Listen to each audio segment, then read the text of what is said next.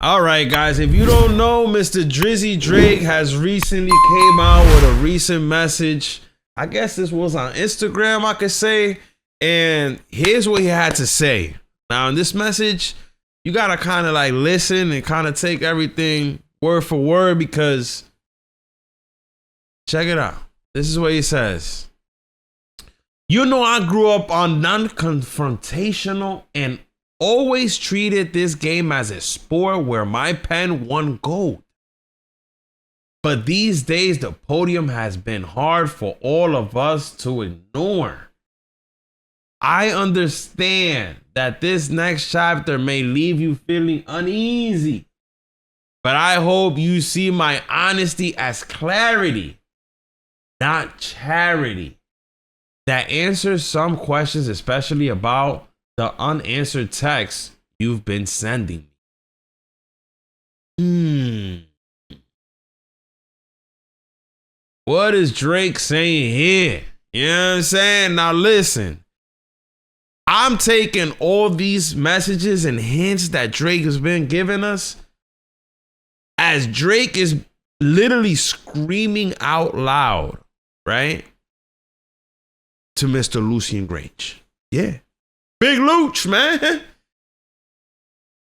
This is a war with Big Luch, man. Big Luch.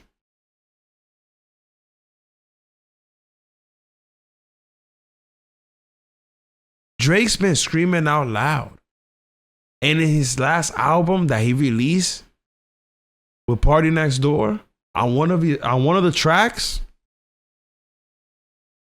he even says, you can tell from what Drake's energy is that he's been trying to work something out with Lucian, but it seems like it's not Drake that is not trying to negotiate. It's Lucian Grange that's just not fucking with Drake. He's high-fiving with Dr. Dre. You know what I mean? Like, he's not fucking with Drake no more. Simple as that. They looking at Drizzy like, yo, nigga, like, we told you, like, we not giving you that 700. We giving you 400. And that's probably not even Lucian telling Drake to his face. That's probably, you know, somebody else under Lucian telling Drake this. And now you got messages where Drake is saying, you know, I grew up non-confrontational and always treated this game as a sport where my pen won gold. Basically saying I treated this like a sport, never took it personal. He's telling Lucian, why are you taking personal? Why are you taking it personal? But now from reading this whole message, what this also tells me is that at the end when Drake says but I hope you see my honesty as clarity, not charity, that answers some questions, especially about the unanswered texts you've been sending me. This could go two ways. Drake could be speaking about the messages that he's been sending Lucian, that Lucian hasn't responded. Like I told y'all, man. Big Lucian changed his number, man. Drake got the burner number, my nigga. You know what I mean? Drake got the burner number. I'm gonna be honest with you. It's hard for somebody like Drake to just say F this. You know what I mean? I made my money. I'm just not gonna make music no more. But it seems like Drake is not ready to retire. Drake enjoys making music. Drake spends a lot of time in the studio putting in work. Y'all forgot about the 100 gigs that Drake dropped?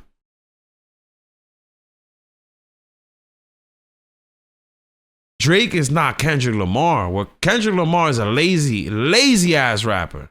Yo, y'all probably won't get another Kendrick Lamar album for another 2 years, my nigga. 3 years, 4 years. He might disappear. Yo, for all we know, that's probably Kendrick's last album. I'm telling y'all right now, man. Drake hasn't stopped working. Even throughout this whole time, he's been in the studio putting in work. He went on the Anita Maxwell tour. Now, it was very interesting there of what happened because we still don't have answers as of why Drake really Really, like, I want to find out in the future. We got to get the truth to this. Why did Drake cancel this tour? Talking about something with production ish. Like, come on, man. Stop the cap. That's not the reason. You planned this shit months ahead. I don't want to hear it. Talking about, nah, the production team couldn't. Nah. There is something else that happened behind the scenes that we have no idea about. Shit, for all we know, Drizzy might have got upset at the whole team. Y'all didn't see how the whole team was watching. Yo, they called they called Chubbs, Drake's entire team, watching the halftime Super Bowl show. Them niggas was in the lobby cooling. They was like, nah, yo, you know, Drake our guy, but you know, we gotta catch that halftime Super Bowl show with, you know what I mean? Look, check this out. Nah, this might be the reason, low key, why Drake canceled this tour, man.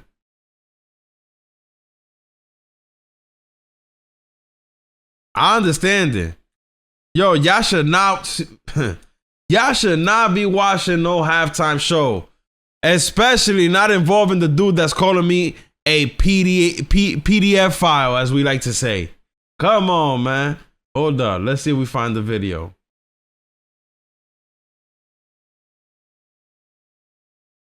Yeah. Hold up. Now, when I saw that, I was like, nah, this is savage.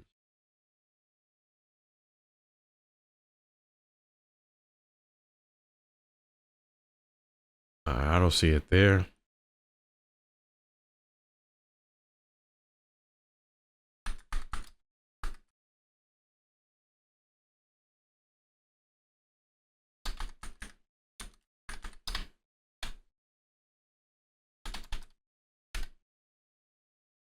Oh, here you go.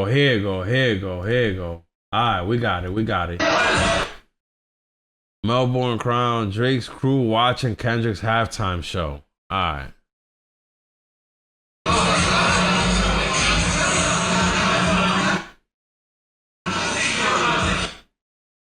All right. Nah, come on, man. This might have been. This might have been why the Anita Max Win tour had to be canceled. Drake was up in that hotel room throwing a tantrum, yo. Y'all niggas drinking Don Julio on my clock. Y'all niggas smoking the za of the top of shelf za. Niggas got that pink coke. Come on, man. And y'all niggas over here watching that. Niggas should have got up. Everybody should. As soon as that came up, I don't care if somebody played it. And y'all sitting there, y'all should have all got up and not even look at that screen no more, man. Y'all gotta show y'all loyal. That's disrespect to Big Drizzy. That's a complete disrespect to Big Drizzy for y'all to be, yo, that's like, yo, think about it, bro. You know what I mean? Like, yo, yeah, check it out, bro. Yo, your competitors, your boss is competing with Walmart. But let's say you got a store, right? And your boss is competing with a store across the street. The whole time, y'all niggas in the lunchroom watching the videos of how great of a store the store next door is. Like, it's the same thing. Like, what are we doing here? Y'all niggas can't be watching that shit. Y'all niggas gotta be loyal to the code.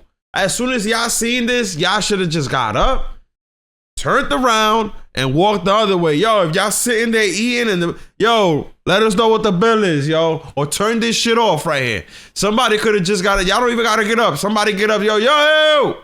Turn this shit off right here. Nah, we ain't doing this right now, bro. Y'all know who we are? That's a complete disrespect. That's a disrespect right there. That's how I look at it, bro. At the end of the day, that's how I look at it. We will never know why this Anita Max Win tour was canceled, but I'm pretty sure that this was something that went down behind the scenes with Drake's crew. 100%. You know what I mean? This is 100%. All right. And yeah, going back to the whole situation, man, with Drake, he's screaming out loud, man. We're gonna see how this whole situation ends with Drake and Lucian. I believe Drake has he has withdrawal from the lawsuit he had against iHeart. I believe it was iHeart, right? So the only lawsuit that Drake has currently right now is with UMG. So we'll see how this plays out. If it does play, listen, man, I don't see this playing out in Drake's favor at all whatsoever. I told you guys, man, you don't go against the biggest record label and expect to win. And the one thing you also don't do, because I also, like I've told you guys in previous videos, I don't think that Drake's angle is to go against UMG completely and literally win and battle them in court. I think this whole lawsuit, the angle for this lawsuit was to press the label into finalizing a deal for him. You know, basically, you guys are not giving me what I want. I'm willing to expose some shit if I don't get my way. You know, kind of like Drake is on some mafia shit. You know what I mean? Like, listen, you can't go up to the record label and shoot the place up. You can't go over there on some gangster shit. So you got to go over there on some, like, you know, you got to press them the legal way. You know what I mean? So Drake tried to do some, like, you know, some aggressive business tactics, which I think he should have never done. You know, at the end of the day, I look at it like, you know, there has to be some type of loyalty.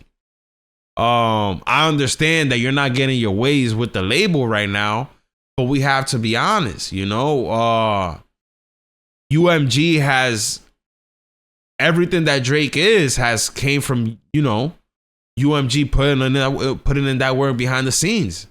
The label, at the end of the day, no matter how we look at it, no matter how big these artists are, they press a button. And whatever it is for you guys that you guys think that button is, but they do, to me, the button is, you know, I'm not speaking on bots. I'm speaking on the work that the label puts in behind the scenes to make sure that your music gets put out in the right places for it to get played and for it to, you know, get the attention that it needs. That last album that Drake dropped with Party Next Door sold over, you know, almost a quarter, well, over a quarter, little over a 250,000 records in the first week, which, let's be honest, that's literally just Drake dropping with no industry support whatsoever. People were complaining within the first, I think I'm gonna say 48 hours, that they couldn't even find the album by even searching for it. You know, no playlisting. I believe after like 48 hours that, you know, people were making it obvious and people were making videos, the fans and stuff like that, you know, the album started popping up. But just think about how much more sales Sexy Songs for You would have gotten if it would have gotten the push of UMG.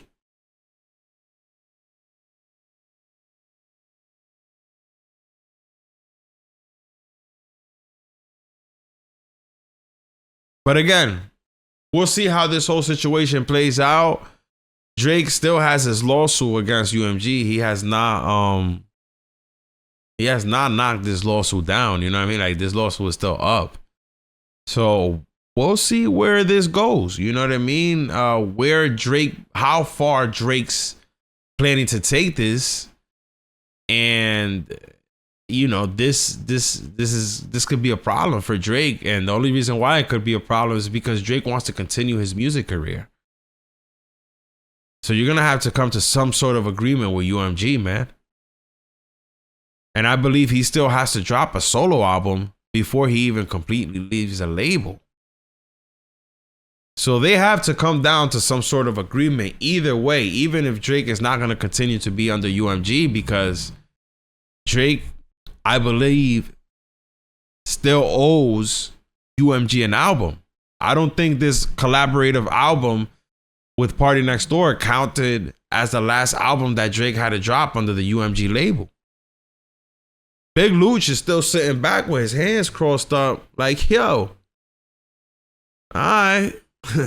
You still owe me one. You could hop, you could jump, you could whatever you want. You still owe me an album. I mean, that's easy work for Drake, right?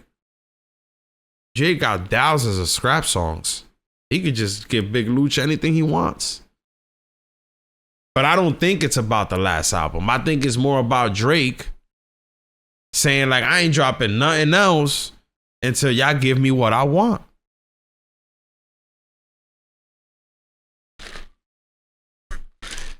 And I know what a lot of y'all are saying. Well, why doesn't he go to another label? It's not that easy. It's not that easy. Because what you guys don't know is that most of these big labels that could give Drake the bag that he's looking for, they're all in bed together, man. They're all in bed together. They all do business together. They all shake hands together. They all go to their, you know what I'm saying, their little parties. You know what I mean? Their elite parties. You know what I mean? Like, come on, man. Come on, man. We know what it is. So they're not going to give Drake a $700 million contract. They're not going to step on each other. Sony Music is not giving Drake a deal unless UMG greenlights it. I'm telling y'all like that. I'm telling y'all that. This is how it works. This is how it really works behind the scenes.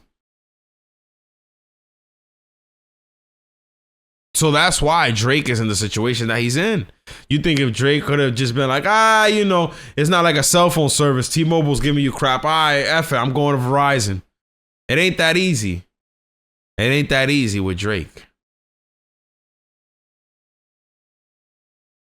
There's a lot more behind the scenes going on that most people don't even know about. Me either. But hit that bell up above so you do stay notified, man.